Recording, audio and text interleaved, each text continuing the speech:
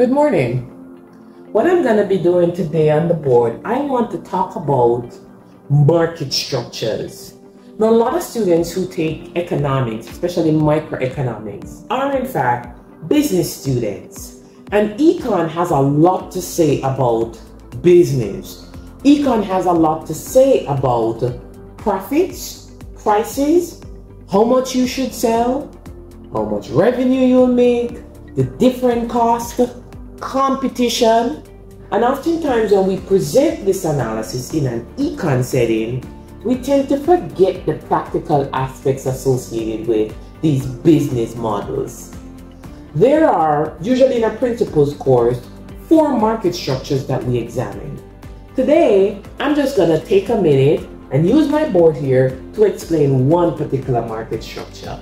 I want to talk about the market structure called an oligopoly. I know it sounds weird, but it is really an interesting market structure.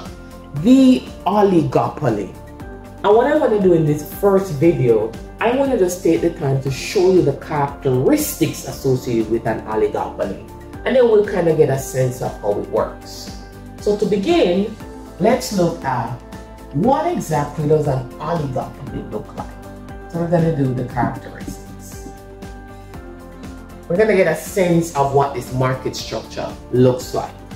Now the first thing, usually one of the defining characteristics of an oligopoly is that there are a few large sellers. So in an oligopoly structure, it's usually the case where a few firms tend to dominate the market.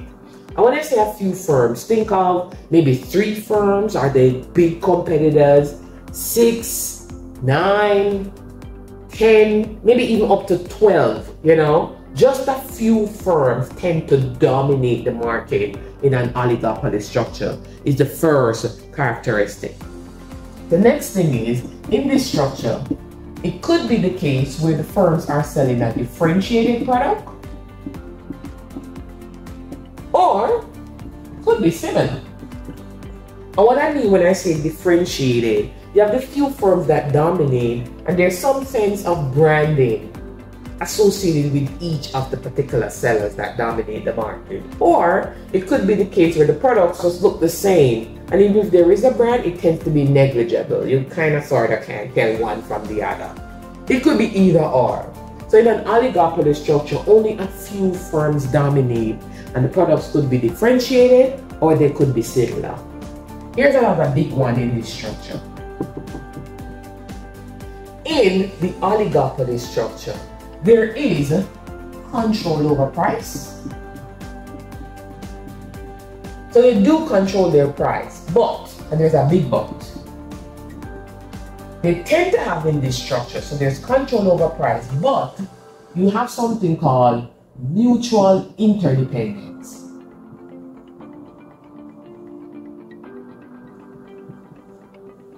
And this is a big deal. So each firm dominates their price. Has control over their price. But when we say mutual interdependence, they're not acting independently. They watch each other a lot. And before they change their price, their product, their branding, before they make any major decision, they tend to internalize what the competition will do. Let's anticipate. Put that in the decision-making process, and then they make their decision. And really, when you think about this market structure that we've described so far is very conducive to this mutual interdependence because there's only a few large sellers. So if there are 10 firms that dominate, it's not hard for me to watch what the other 9 are doing with my resources. If the market structure had more sellers, this would be a catastrophic exercise, but with only a few large sellers, you can watch, internalize, and before you make your decision, you have a sense of, I'm going to take into consideration how my competition is going to react, and then I'll make the change. That's the mutual interdependence. So this sense of independent activity taken across all the different sellers tends to not happen in an oligopoly structure. Okay? And I often argue that this mutual interdependence creates what I refer to as pervasive incentives. Meaning, at the end of the day, it is about profit maximization. So, if we're watching each other a lot and there are only a few of us, maybe in order to make more profits, this structure is conducive to behavior that might not be legal. I'm talking about collusion. It's only a few of you. You're watching each other anyway, so why not make the decision together? By the way, collusion is illegal in the United States. Firms that are caught colluding is usually the case where the Department of Justice will step in, and there are fines, there's regulation, and in some cases, depending on the severity of it, there could be jail time. So collusion is illegal in the United States. But you can already see that this particular market structure will create some perverse incentives that firms might be tempted, given the amount of profits on the line, to engage in behavior that's not exactly legal or healthy. Okay? So you have a few large firms, the products could be differentiated or similar. There's control over price but mutual interdependence, and then here's another one.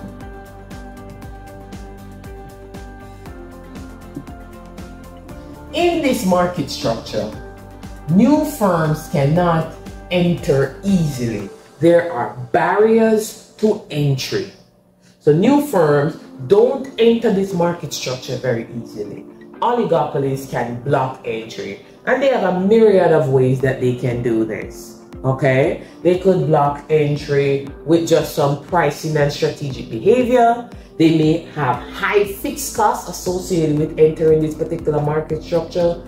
They may have control of the essential resources. They may have extensive economies of scale where their cost gets really small when only a few firms dominate or sell the product. But the point is, new firms cannot enter this market structure very easily. Okay? And then lastly, in this market structure, mergers tend to be common.